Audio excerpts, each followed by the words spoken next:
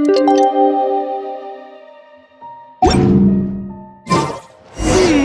haven't seen Chevra since that night at Baptiste's place. Well, guess there's no point in worrying about it now. Let's go join up with the others.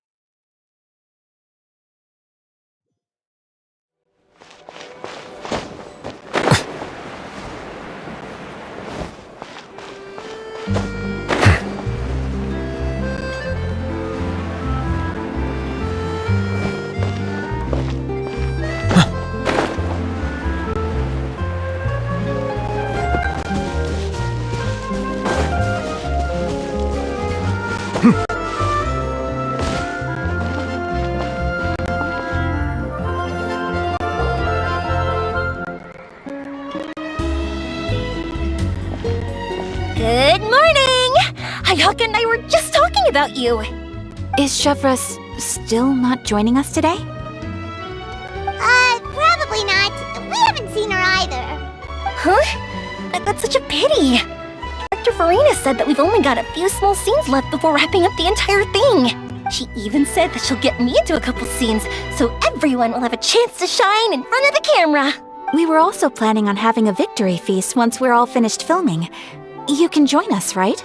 If only Chevros was here. I still haven't taken a photo with her.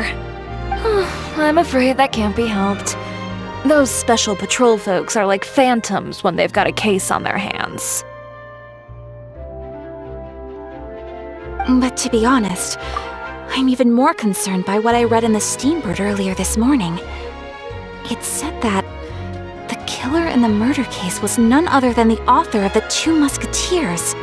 Oh yeah, I heard about that too. He came forward and confessed his crimes, but gave no explanation as to why he pulled the trigger. We didn't know about this case at all when we joined the film. Is it going to affect the reception of our work? From a pure publicity standpoint, this will draw a lot more attention to our film. I have to say, though, that no director can be perfectly comfortable with garnering attention through means other than artistic skill. To be fair, I feel like that ship sailed the moment you allowed yourself to be named as the director on our posters. It's not my fault that I'm super popular. What was that saying again? My popularity has, Sunk to an all-time low? spread to the four corners of Teyvat.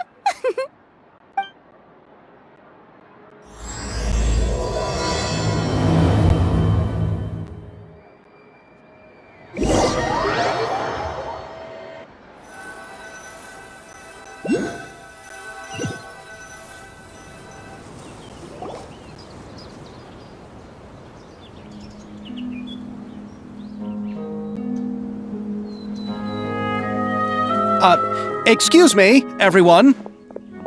Xavier! Feels like it's been ages since we last saw you.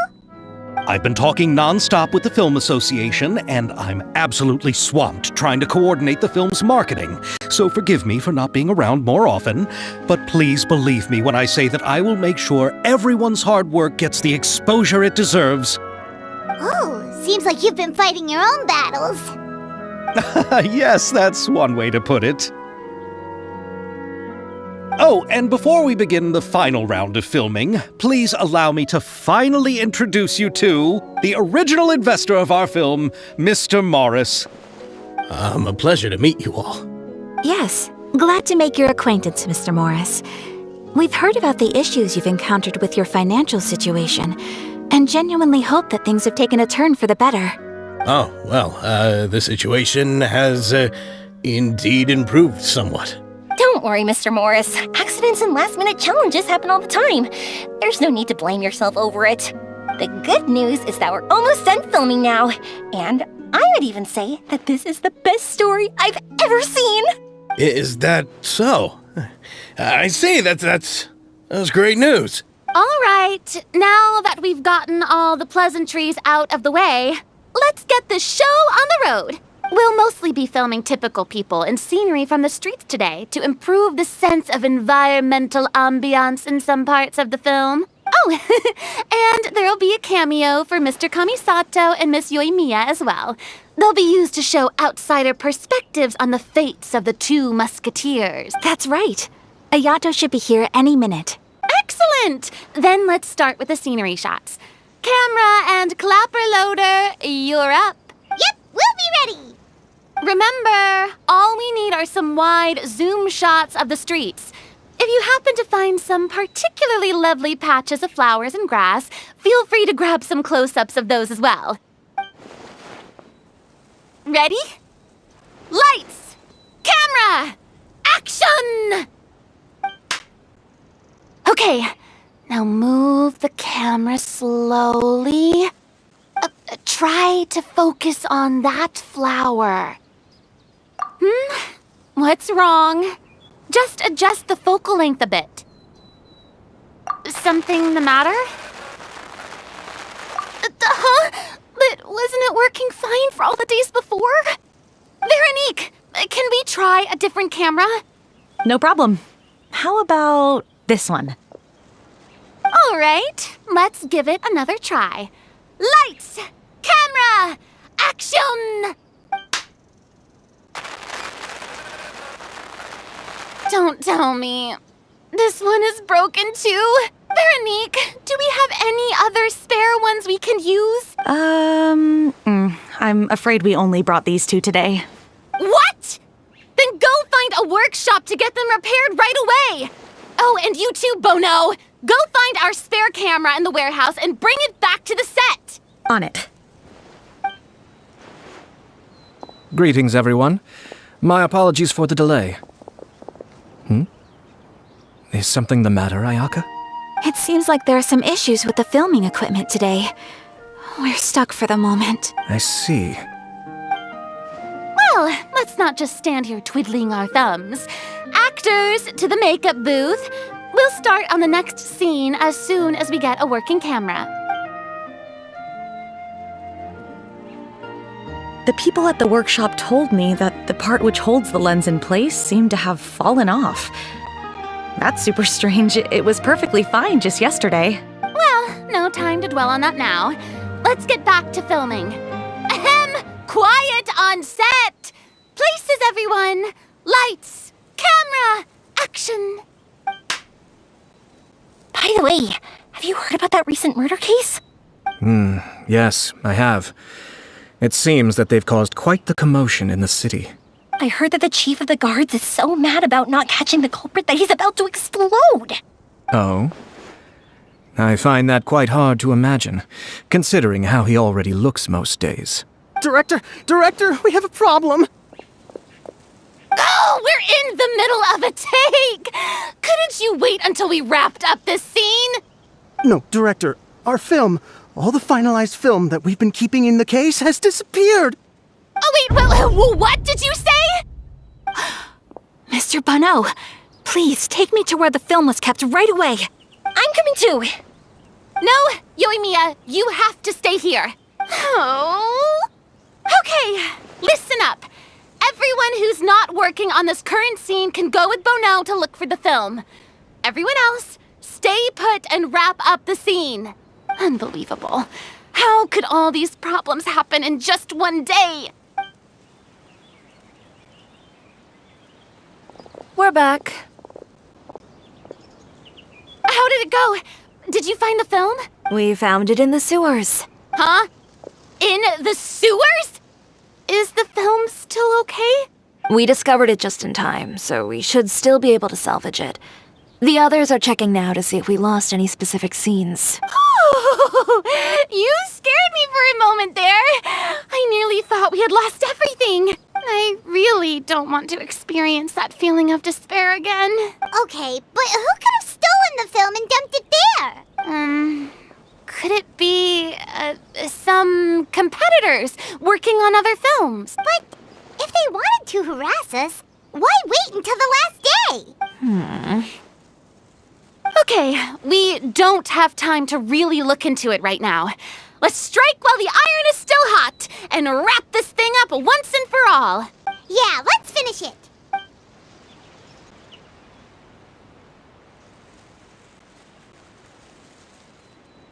I would like to officially announce that our entry to the festival, The Two Musketeers, has now concluded filming! Paimon is spent. It's so late already. Even though the filming process proved to be extremely challenging, everyone provided valuable and unique contributions to the final product. Thank you all for your dedication and support. And just like Director Farina, I would also like to extend my most heartfelt thanks to all of you. Really, you've all helped me so much. All right, let's save the awards speech for later and hopefully also get some rehearsals in before the real thing. Anyway, now it's time to party! Let's all make our way to the beach and have a celebration feast, so...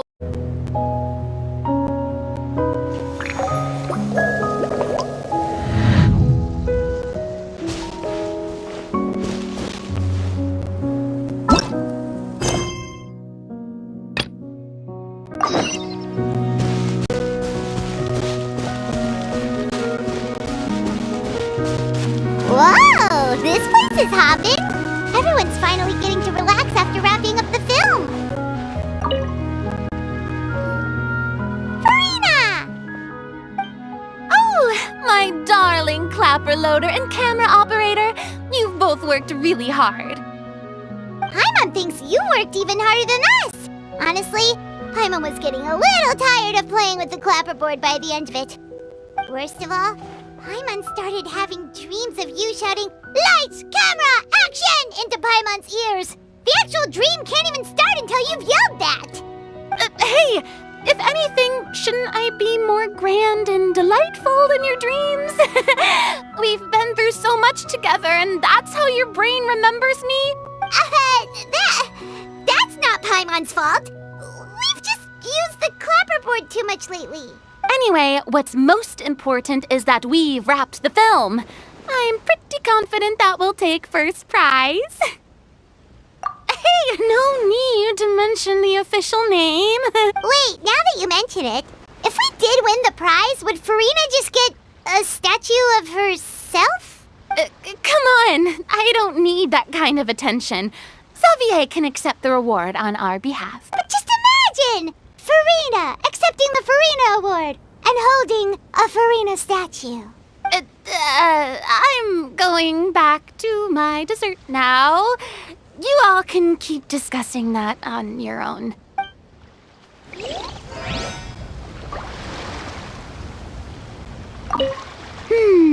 What kind of dessert should I try next?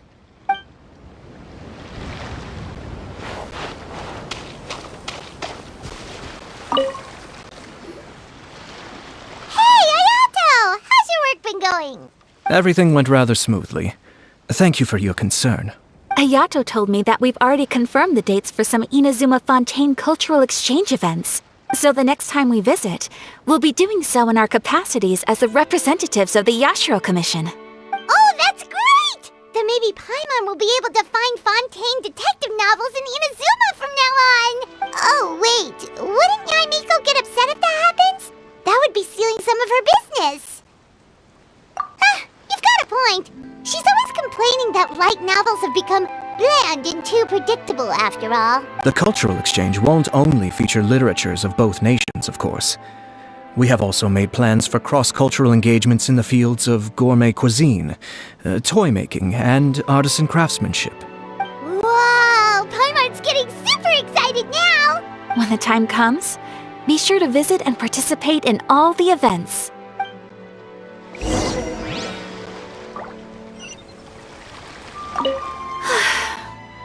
I wish we could have spent some more time here. Don't worry. It won't be long before we're back again.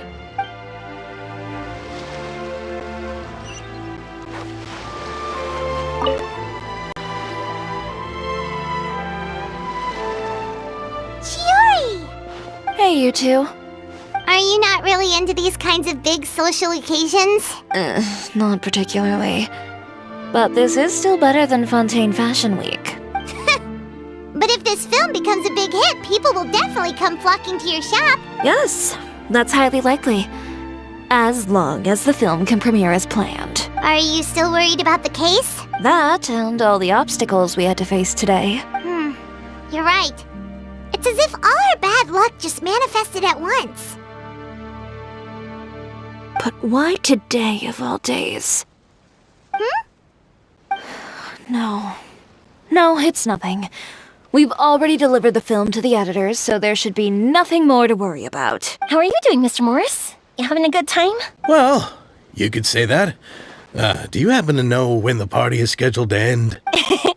Judging by how much fun everyone's having, I'd say probably not until well after midnight. Is there something that you still have to take care of at home, Mr. Morris? Oh, well, I'm just not a late night person, so I might take off shortly. Oh no! Silly me. I almost forgot something super important. Oh, what is it? I prepared a whole batch of fireworks for the party, but I forgot to bring them over from the warehouse. Fireworks, you say? Well, that's, truly a pity. Sorry things didn't go as planned. Could you help me carry them over, Mr. Morris? I won't be able to fetch all of them by myself. Me? Are you sure that you can't find anyone else? I just wanted to make this a surprise for everyone.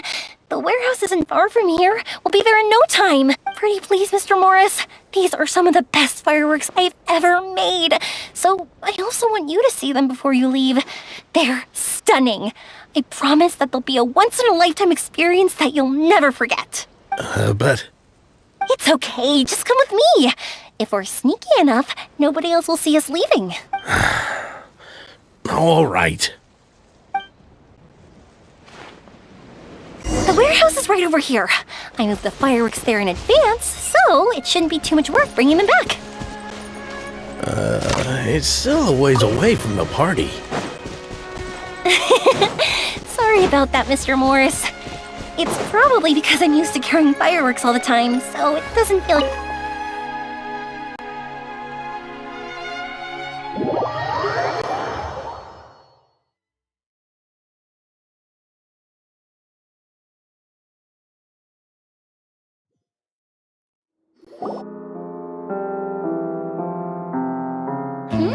It's dark in here. Wait here, Mr. Morris. I think the light switch should be somewhere over here. Why did I have to get roped into this? What was that?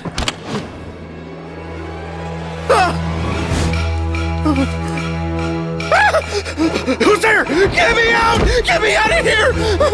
Did you really think you'd get away, Morris?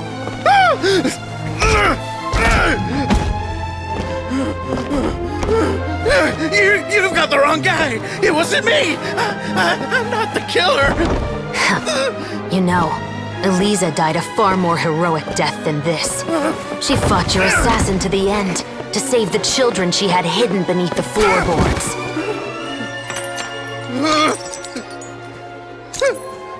That is Eliza's pendant, the one with a photo of you two inside. The one you gave her. Ring any bells? It's a fake! It has to be! There's no way! No way your assassin didn't destroy it, you mean?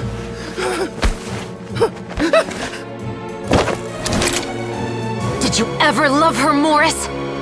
Or was killing her always the plan? No, please. Listen to me. I told Eliza to keep us a secret. I paid her plenty for her silence. I never thought she'd keep the child. Everything was gonna come out, and I had no choice. She'd force my hand. No!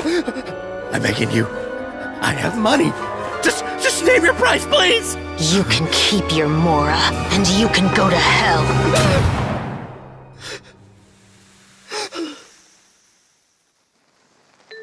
I'm Captain Shovraz of the Special Patrol. Morris, you're under arrest for Eliza's murder.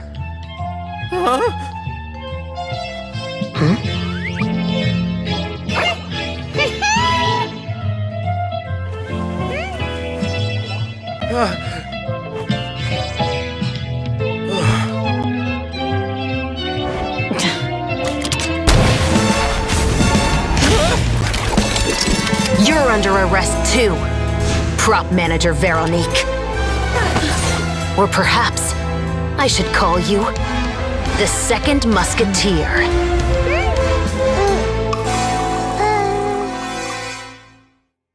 Oh, wait, what's going on? This wasn't in the script. Drop the gun, Veronique. Why? Why would you keep me from exacting revenge on this heartless monster? Drop your weapon. This is my final warning.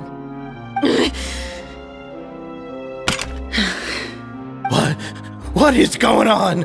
Do I have to spell it out for you, Morris? Everything that took place just now was staged to get you to confess the truth. But this last part is all improv, of course.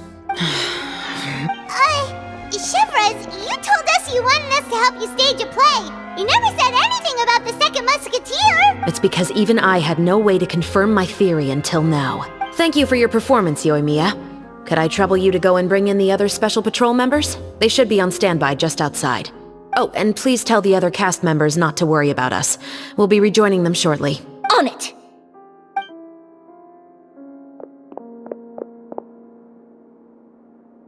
So what do you think, Morris? Care to talk about what happened 20 years ago? My patience is limited, you know. Don't force me to take you back to the interrogation room. I'd wager that you wouldn't last for more than a minute in there. With the recording we made, you have no chance of winning in court. Cooperating with us now is the most practical move. All right. I'll talk. I hired an assassin to murder Elisa. She once worked as a maid on my family's estate. She was very beautiful, and after some time I fell for her. We kept our relationship a secret and carried out an affair for some time, but it wasn't long before she became pregnant. And if my parents ever found out, they would have stripped me of my inheritance and status, driven me out of my home. I also didn't expect Elisa to insist on bringing the pregnancy to term. She even asked me to leave my family and travel far, far away with her. She believed that you were truly in love with her. I didn't have a choice. I gave her a large sum of mora, told her to leave the family and to get rid of the baby. But then years later, she sent me a letter. There were photos of 2 children, and she even asked if I could find some time to visit them. Huh? 2 children? Paimon thought Baptiste was the only... you mean... Even if she had the children against your will, you could have just ignored the letter entirely. Why kill her? I had just gotten engaged to be married to an heiress from another wealthy family. So if anyone were to find out about Elisa, my life would be completely ruined. I didn't have a choice. No.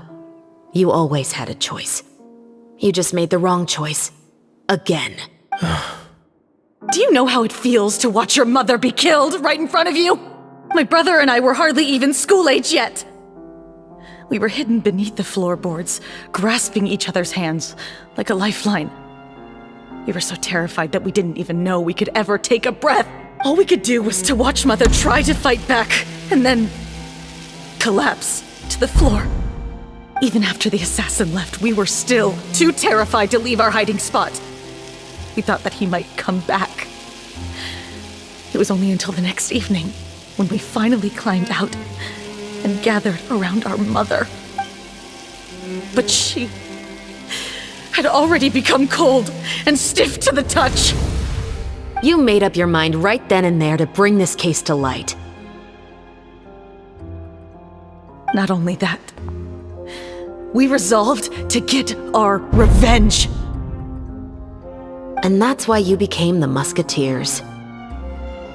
No, that's why I became a musketeer. The man from before was also killed by me. My brother had nothing to do with it. I figured as much. You did? I once told these 2 that he didn't look like a killer to me. His confession from that night also rubbed me the wrong way. I think what really tipped me off was, how could I not feel a sense of regret in him? Huh?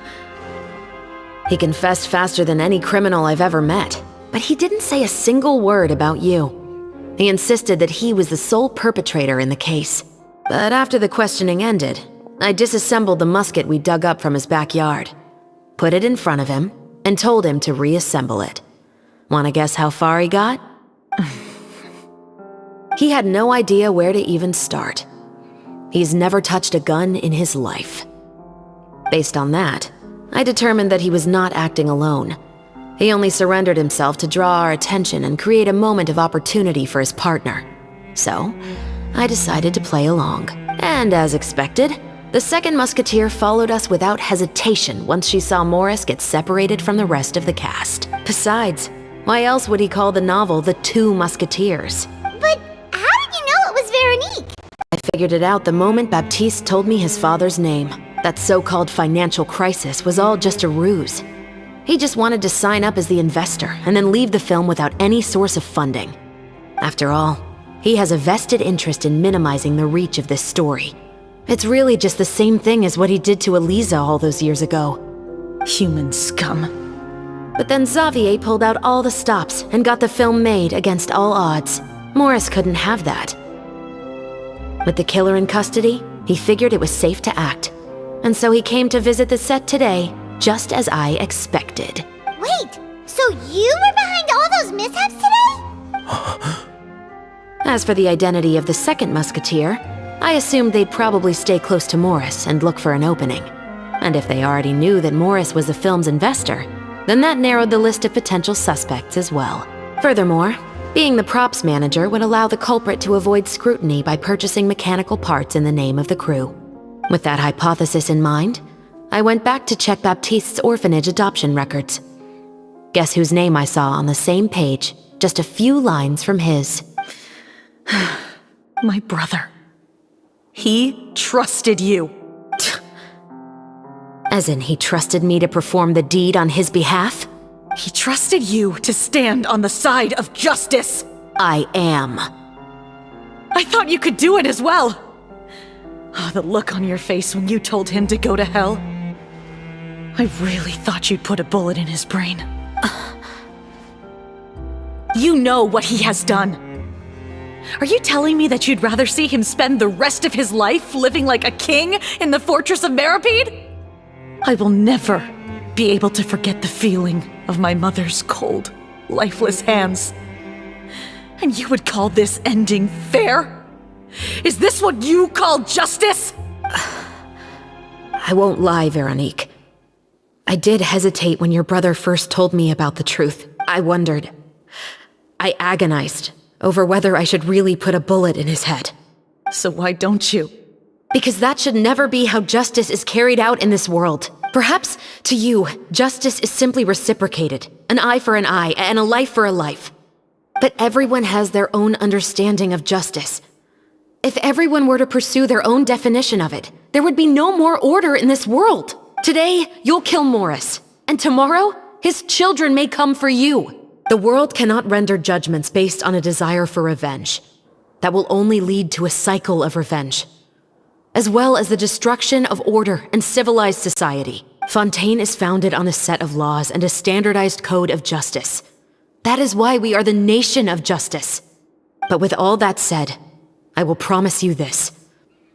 Morris will not lead a cushy life in the fortress of Meripede. Chevros, the rest of the special patrol is here. Thank you so much, Yoimiya. Letelier, Terena, please take them away.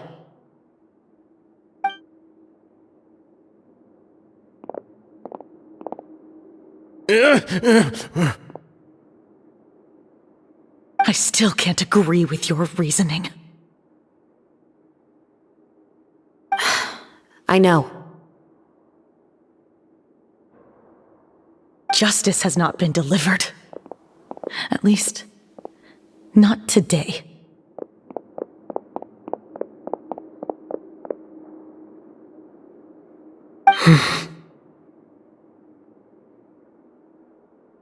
Chevros. Let's go. We should give an explanation to the crew. Thank you for your concern. I'm fine. I'm just thinking about the things in life that have driven people to take justice into their own hands.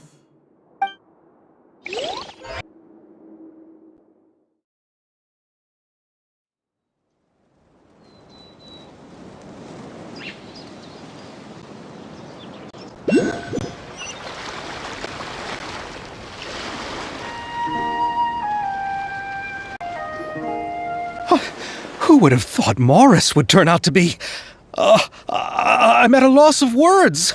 How could he have done something like this? I'm just glad that you're all safe and sound. Who knew that such a labyrinth of cases would be behind this story? Well, what should we do now?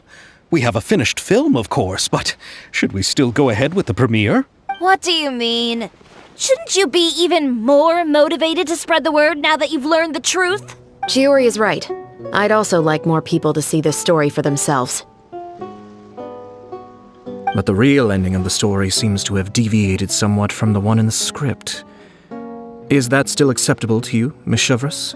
The call is yours. We still have time to reshoot an ending if that's what you'd like. No, it's fine as is. I like what we have for the catharsis. Romanticism is what gives works of art their appeal. Fiction is able to explore means of restitution that could never work in real life. Just like the real world, the world of stories also has its own set of rules and justice. These different possibilities are what initially drew me to reading in the first place. Sounds good to me. I support your decision. What about Veronique? Will she be okay? She will soon face her judgment alongside her brother and Morris. If I had to guess, they'll probably all be sent to the fortress of Meripede. I'll make sure to give Risley a heads up about it. Oh, you mean that kind of heads up? Exactly. Ahem. All right, then the matter's settled. Now that everything's been taken care of, there's no reason for us to keep looking all gloomy and grumpy. Let's get back to the feast and enjoy each other's company. We'll be starting the post-production process tomorrow. You should join us, Chevreuse. You missed the first few hours of the party, didn't you? All right. Count me in. Then I'll wait for you over there. There's still some good news that I'd like to share with Chevreuse.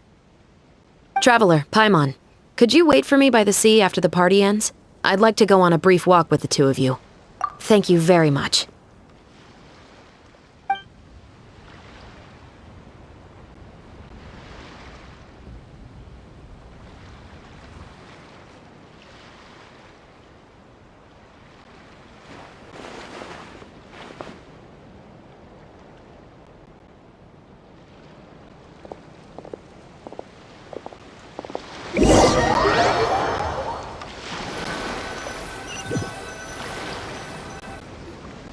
Sorry for the wait.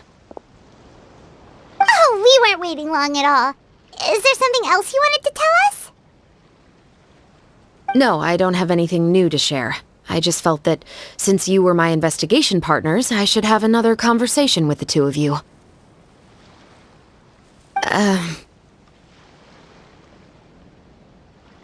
Traveler, how would you have responded to Baptiste's request if you were in my shoes? Is that so? Well, thanks for sharing. When I was young, my father often took me here to swim. We'd come rain or shine, even when it was freezing cold. He told me that swimming was the best activity to train one's strength of will. You could never give up before reaching the shore, especially when the water was cold. Oh? Why's that? Because the moment you give up would be the moment you die. At that point, I still hadn't received my vision. One winter, the chilly wind felt almost like knives on my skin, and the seawater was so frigid that it numbed my toes the moment I stepped in. I cried and begged my father to spare me from having to swim across, but he wouldn't listen. He used to be a member of the Special Patrol as well. You could say it was his way of educating his children. That sounds awful. When he saw that I wouldn't stop crying, he just picked me up and tossed me into the icy water. The bone-chilling cold took away my senses. I couldn't feel anything but fear and rage. I waited for my father to save me, but one look and I knew he'd already started swimming for the opposite shore. I realized that if I were to give up, I really would die right then and there. I used all of my strength to try and catch up to my father. Those few minutes felt longer than my whole life up until that point. I did, however, make it to the other side. I've never felt afraid about anything in my life after that, nor have I ever cried again. That way of teaching would have never worked on Paimon. Yeah, I don't think that was the right method for anyone.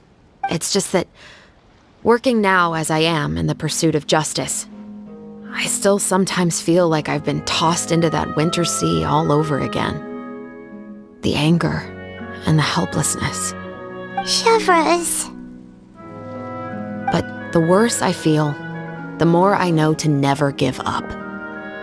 The alternative would be to forever lose myself among the waves. Anyway, how about a race? Neither of us will drown, but we can still see who swims faster. You guys go ahead! Paimon will grab the clapperboard to mark the start of the race.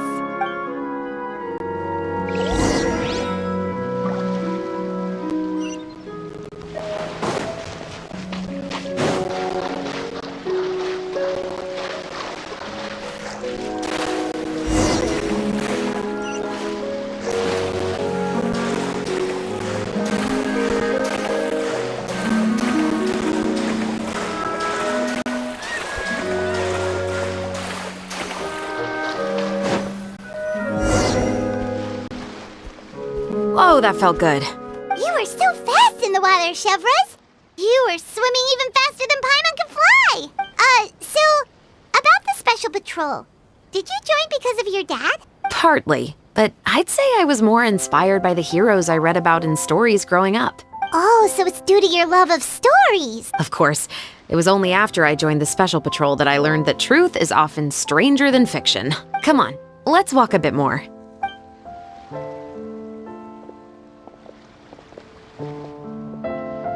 To be honest, I do sometimes question whether the decisions I make are the right ones. But I know that no matter what, I must keep swimming. Because the only thing I've got my eyes on is the shore in the distance.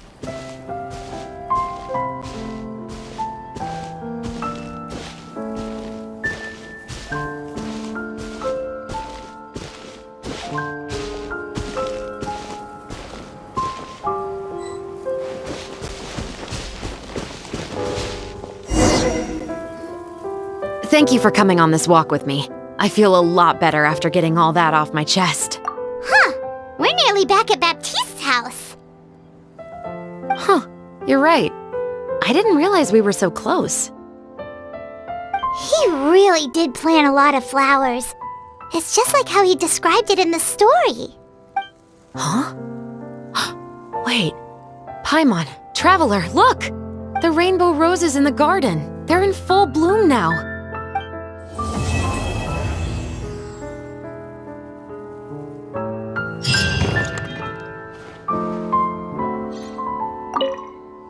Even though it's a bit late, I must thank you for investigating this case with me. Not on behalf of the Special Patrol this time. It's a personal expression of gratitude from yours truly. Oh, you want to hear more about my father? To be honest, I didn't spend that much time with him. He was always busy with the Special Patrol, so he would often return home really late at night. Some nights, he didn't come home at all. Once, he didn't come home for a long time, maybe a whole week or so. When I went out to buy food, I learned that he had become a criminal, and by extension, that made me a criminal's daughter. But we can talk about that another day. I actually have a lot of sympathy for Veronique and Baptiste. I can understand the hatred they feel for their father, but that doesn't mean I'll allow them to walk the path of evil, even if it might lead to another sense of justice. Films are different from the real world. They're a form of art and represent the wishes in people's hearts. I adore the two Musketeers, and I'm very happy to have had the opportunity to act the role as one. I can't wait to catch the film when it premieres in the Opera House. I'm looking forward to seeing the audience's reaction to the climactic ending. Thank you for looking out for me. I'll see you at the award ceremony. I'd be very surprised if we don't win.